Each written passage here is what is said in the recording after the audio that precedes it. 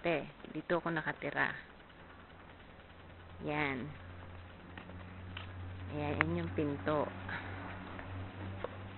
Yan, bukas na. Siguro binuksan ni Sacho. Yan. Ito. Aking paper.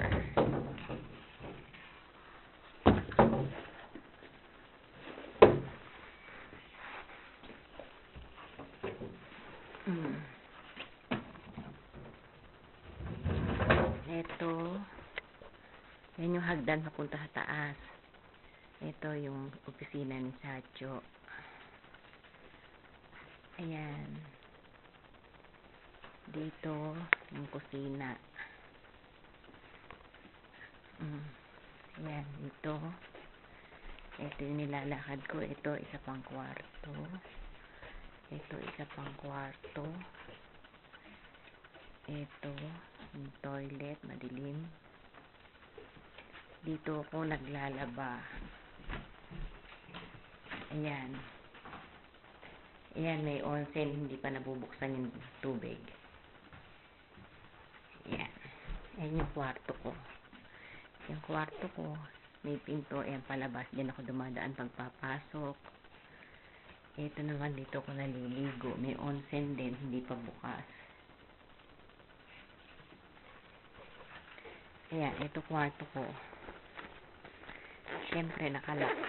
Buksan ko pa siya.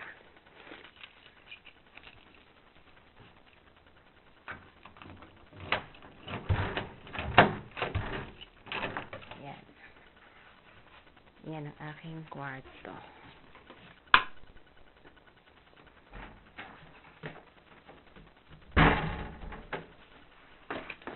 Ayan. Ito. Ayan lang. Isang kwadrado. Ayan ang aking TV. Ang aking MD player. Ayan, bintana yan. Nabubuksan ng malaki. Ayan, gamit ko. Ayan ako, nagkukuha. Kita mo? O, ayan ang higaan ko. Ito ang napakalungkot na kwarto. Dahil nag-iisa lang ako. Wala akong kasama.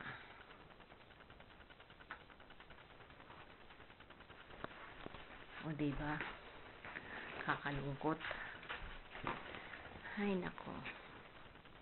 Hirap talaga ng buhay dito sa Japan. Ayan, ito. Nabuksan ko siya.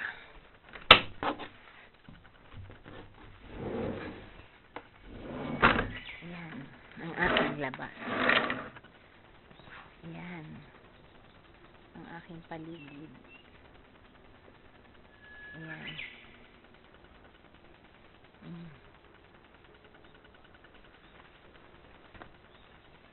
Puro bundok.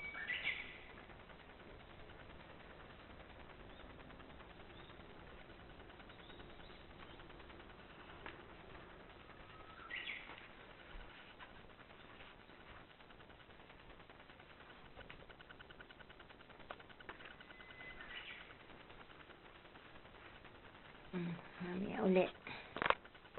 Okay.